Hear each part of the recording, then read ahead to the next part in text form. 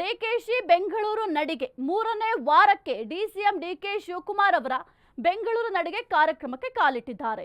ಇನ್ನು ಯಶವಂತಪುರ ವಿಧಾನಸಭಾ ಕ್ಷೇತ್ರದ ಗಾಂಧಿ ಉದ್ಯಾನವನ ಪಾರ್ಕ್ನಲ್ಲಿರುವ ಗಾಂಧಿ ಪ್ರತಿಮೆಗೆ ಡಿಕೆಶಿ ಪುಷ್ಪಾರ್ಚನೆಯನ್ನ ಸಲ್ಲಿಸಿದ್ದಾರೆ.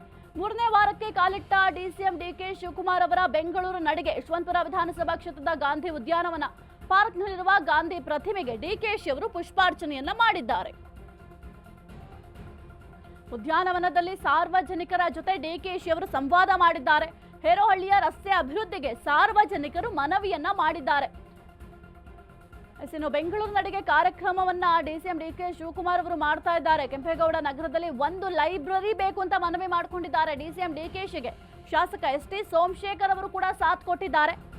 ಇನ್ನು ಆ ಕ್ಷೇತ್ರದ ಶಾಸಕರು ಮೂರನೇ ವಾರಕ್ಕೆ ಕಾಲಿಟ್ಟ ಡಿಸಿಎಂ ಡಿಕೆಶಿ ಅವರ ಬೆಂಗಳೂರು ನಡಿಗೆ.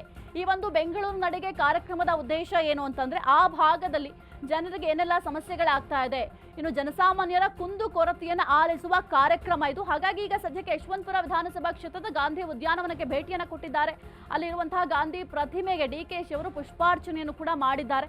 ಇದರ ಜೊತೆಗೆ ಸಾರ್ವಜನಿಕರು ತಮಗಾಗ್ತಾ ಇರುವಂತಹ ತೊಂದರೆಯ ಬಗ್ಗೆ ಡಿಸಿಎಂ ಡಿಕೆ ಶಿವಕುಮಾರ್ ಅವರ ಗಮನಕ್ಕೆ ತರುವ ಕೆಲಸವನ್ನು ಕೂಡ ಮಾಡಿದ್ದಾರೆ. ಇನ್ನು ಹೇರೋಹಳ್ಳಿಯ ರಸ್ತೆ ಅಭಿವೃದ್ಧಿಯನ್ನ ಮಾಡಿಕೊಡಿ ಅಂತ ಸಾರ್ವಜನಿಕರು ಒಂದ್ ಕಡೆ ಮನವಿಯನ್ನ ಮಾಡ್ಕೊಂಡಿದ್ದಾರೆ. ಇದರ ಜೊತೆಗೆ ಕೆಂಪೇಗೌಡ ನಗರದಲ್ಲಿ ಒಂದು ಲೈಬ್ರರಿ ಇಲ್ಲ, ಒಂದು ಲೈಬ್ರರಿ ವ್ಯವಸ್ಥೆಯನ್ನ ಮಾಡಿಕೊಡಿ ಅಂತ ಕೂಡ ಮನವಿ ಮಾಡ್ಕೊಂಡಿದ್ದಾರೆ. ಇನ್ನು ಡಿಸಿಎಂ ಡಿಕೆಶಿಗೆ ಶಾಸಕ ಎಸ್.ಟಿ. ಸೋಮಶೇಖರ್ ಅವರು ಕೂಡ ಸಾಥನ್ನ ಕೊಡುವ ಕೆಲಸವನ್ನು ಕೂಡ ಮಾಡಿದ್ದಾರೆ.